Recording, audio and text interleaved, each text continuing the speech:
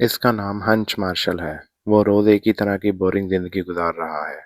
इसकी बीवी और इसके बच्चे भी इसे कुछ खास नहीं डालते क्योंकि ये डरपोक है और किसी काम में कुछ खास नहीं है और अपने ससुर की फैक्ट्री में मजदूरी करता है। एक रात वो पानी पीने के लिए उठा तो खटके की आवाज सुनाई दी। वो देखता है इसके घर में चोर घुस आए हैं। वो एक डंडा उठा लेता है लेकिन मुकाबले की हिम्मत नहीं कर पाता। एक चोर इस पर गन तान लेता है और इसे कहता है जो कुछ है निकाल दो। अंश कहता है जो चाहो ले जाओ लेकिन किसी का कोई नुकसान मत पहुंचाना। लेकिन इसके पास पैसे बहुत ही कम होते हैं जिस पर चोर गुस्सा हो जाते हैं और वो उसकी घड़ी भी उतरवा लेते हैं। इतने में इसका बेटा भी उठ जाता है और छलांग लगाकर एक चोर को नीचे गिरा लेता है। हंस दूसरे चोर को पीछे से मार सकता था लेकिन अपने डर की वजह से हाथ नहीं उठा पाता और अपने बेटे को भी कहता है छोड़ो और जाने दो। हालांकि वो ये देख चुका था कि इसके रिवॉल्वर में गोलियां नहीं है और वो खाली है। इस पर इसका बेटा चोर को छोड़ देता है और वो इसे एक मुक्का मारकर वहां से चले जाते हैं। बेटा अपने बाप पर गुस्सा होता है कि वो आराम से इन दोनों को काबू कर सकते थे लेकिन बाप के डरपोक होने की वजह से आज वो उन्हें लूट कर चले गए। पुलिस के सामने इसका बेटा इस पर गुस्सा होता है कि हम चाहते तो उन्हें पकड़ सकते थे लेकिन उसके डर की वजह से नहीं पकड़ सके। पुलिस वाला भी उसे बोलता है कि हंस को थोड़ी हिम्मत दिखानी चाहिए थी लेकिन हंस कोई जवाब नहीं देता। ये सब लोग नहीं जानते थे कि हंस ने अपने माजी से बहुत मुश्किल से पीछा छुड़ाया था और अब वो दोबारा पहले वाला हंस नहीं बनना चाहता था जो वो कभी हुआ करता था। सब इससे नाराज थे सिवाय इसकी बेटी के। अगले दिन इसका हमसाया इसे कहता है अगर हंस की जगह वो होता तो उन चोरों की हड्डी पसली एक कर देता और अपनी नई गाड़ी की शेखियां बिगाड़ता हुआ और उसे चढ़ाता हुआ चला जाता है। काम पर उसका साला उसे एक गन देता है कि इसे अपनी हिफाजत के लिए पास रखे लेकिन हंस इनकार कर देता है और बहाना करता है कि उसे चलानी नहीं आती मगर साले के इसरार पर रख लेता है लेकिन उसे वहीं पर फ्रिज में रख देता है और साथ नहीं लेकर जाता। उसका बॉस उसे कहता है कि अब वो थक चुका है और अगर कोई अच्छी ऑफर हो तो वो फैक्ट्री बेचकर अब आराम करना चाहता है। हंस सबसे छुपकर अपने पुराने साथी से रेडियो पर बात करता है जिससे इसे पता चलता है कि इस पर अभी भी नजर रखी जा रही है। वो बस में बैठा भी कंफ्यूज हो रहा था कि उसकी ये वाली जिंदगी ज्यादा अच्छी है या पहले वाली ही ज्यादा बेहतर थी जिसमें हंस का एक नाम था, एक रोब था और बड़े बड़े गैंगस्टर्स की उसका नाम सुनते ही फट जाती थी। वो अपने पापा को मिलने जाता है। पापा एक नर्सिंग होम में हैं। दोनों इकट्ठे डिनर करते हैं और पुराने दिनों को याद करते हैं। हंस घर आता है। इसकी बीवी और बेटा अभी भी इससे नाराज थे। इसकी बेटी से बताती है इसका फेवरेट ब्रेसलेट नहीं मिल रहा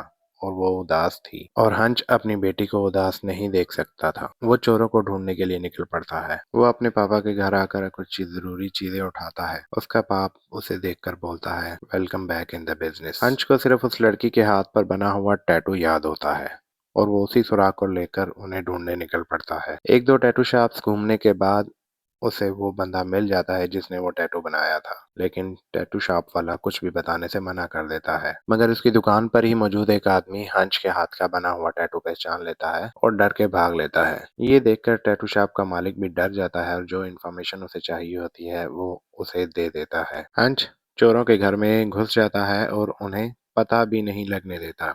वो इन पर गन तान लेता है और उनसे अपनी घड़ी और अपनी बेटी का ब्रेसलेट वापस मांगता है लेकिन वो इसकी बेटी के ब्रेसलेट के बारे में कुछ नहीं जानते थे। इससे पहले कि हंस मजीद कुछ करता उसे एक बच्चे के रोने की आवाज आती है। वो देखता है कि इनका बच्चा बीमार है।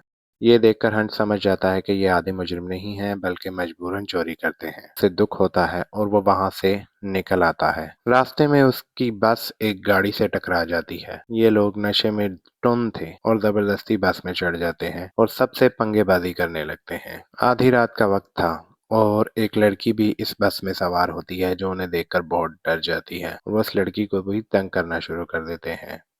एक और बंदा जो बस में सवार था वो उन्हें देखकर चुपके से निकल लेता है। ड्राइवर उन्हें रोकने की कोशिश करती है लेकिन वो उसकी बात नहीं सुनते। इस पर हंस ड्राइवर को बाहर निकालकर दरवाजा बंद कर देता है और अब तक का अपना सारा गुस्सा उन पर साफ कर देता है। वो उनकी अच्छे से धुलाई करता है लेकिन वो उनकी जान नहीं लेना चाहता था। इसलिए जब उनमें से एक की सांस बंद होने लगती है तो उसके गले में पाइप लगाकर इसका सांस बहाल कर देता है। मगर हंस को अंदाजा नहीं था कि ये लोग कौन है और वो कितनी बड़ी मुसीबत में पड़ चुका है। उनसे लड़ते लड़ते हंस की अपनी हालत भी पतली हो गई थी।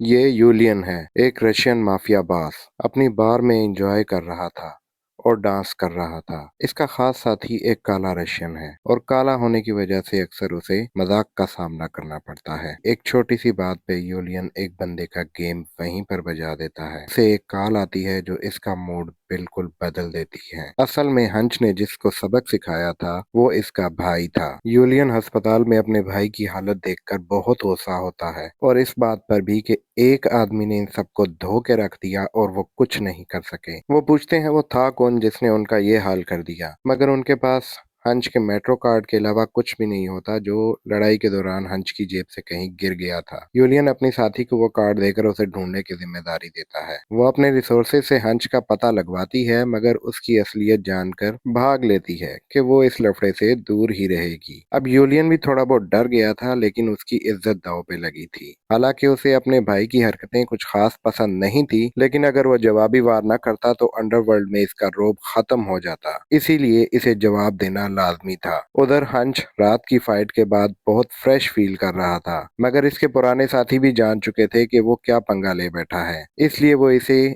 अपनी खुफिया मिलने की जगह पर बुलाते हैं और उसे बताते हैं कि वो बहुत बड़े खतरे में है। जिससे इसने पंगा लिया है वो रशियन ऑर्गेनाइजेशन ऑब्शेक का बॉस है और उनकी कमाई करोड़ों नहीं बल्कि अरबों डॉलर्स में है और वो जा चाहे वो कर सकते हैं और अब उसे बचकर रहना होगा क्योंकि वो लोग जवाबी कार्रवाई के लिए लाजमी आएंगे। हंच अपनी फैमिली के साथ डिनर कर रहा होता है तभी इसे बाहर से कुछ लोग नजर आते हैं। वो खतरा जान लेता है और फौरन अपनी बेगम और बच्चों को बेसमेंट में जाने का कहता है और कहता है जब तक दरवाजा ना खोले कोई बाहर नहीं आएगा, चाहे जो मर्जी हो जाए। लोग बहुत ज्यादा थे जिन्हें देखकर इसे अंदाजा होता है कि मौत सर पर आ गई है, लेकिन वो इसके लिए एक्साइटेड था क्योंकि वो भी अपनी शराफत की जिंदगी से तंग था और कुछ धमाल करना चाहता था। हंच इन सब पर भारी पड़ रहा था, करीब था कि वो सबको खत्म कर देता, लेकिन पीछे से एक चोट लगी और हंच बेहोश हो गया। उन्होंने उसे गाड़ी में डाला और साथ ले गए, लेकिन हंच ने रास्ते में इन सबको निपटा दिया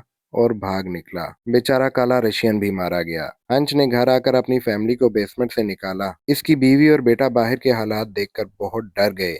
उन्हें यकीन नहीं हो रहा था कि ये सब कुछ हंच ने अकेले किया है।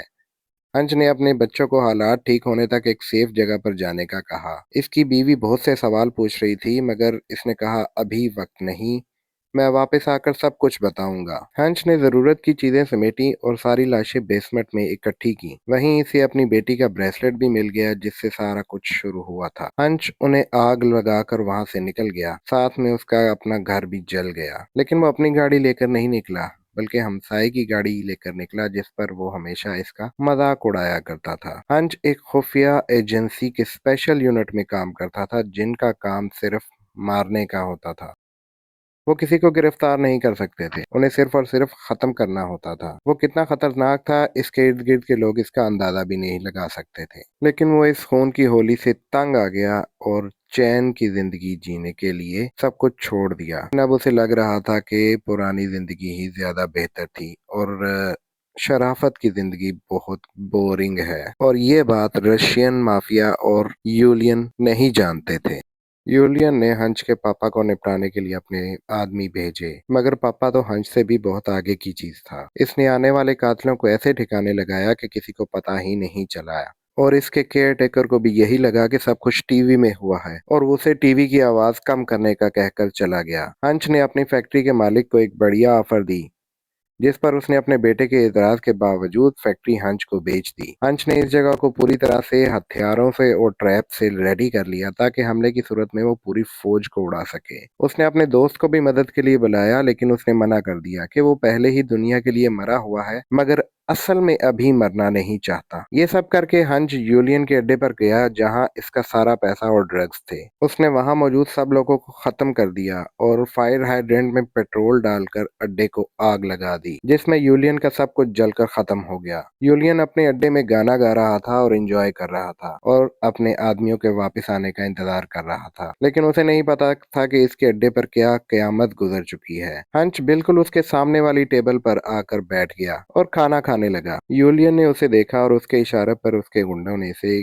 घेर लिया, लेकिन वो इसका खेल नहीं समझ पाए। उन्हें लगा शायद इसका दिमाग खराब हो गया है, मगर इन्हें असल बात नहीं पता थी। उसके सर पे हथियार तने हुए थे, लेकिन वो पुरसकून था और खाना खा रहा था। जैसे ही उसने टेबल से कपड़ा हटाया, सबके होश उड़ गए। नीचे एक बम था, जिसे देखकर सब पीछे हट गए। हंस ने कहा वो अकेला बात करना चाहता है। इस पर यूलियन के हुक्म पर सारे गुंडे बाहर निकल गए। हंस ने कहा तुमने मेरे घर पर हमला करके गलत किया। यूलियन ने कहा शुरुआत तुमने की थी, मेरे भाई को मारने से। हंस ने कहा उस टपोरी को वही मिला जो वो डिजर्व करता था, लेकिन तुमने मेरे घर पर हमला किया और मैंने तुम्हारे घर पर हमला किया। मेरा तुम्हारा हिसाब बराबर। यूलियन समझा नहीं कि उसने किस घर पर हमला किया है। हंस ने कहा कि तुम्हारा पैसा और जो कुछ तुम्हारे पास था तुम्हारे अड्डे पर, वो सब कुछ मैंने उड़ा दिया है। ये सुनकर यूलियन का बस नहीं चला कि वो हंस को वहीं गाड़ दे, क्योंकि जो कुछ हंस ने उड़ाया था वो यूलियन का अपना नहीं था, बल्कि अभिषेक का था। और यूलियन को अब हर सूरत वो वापस लौटाना था।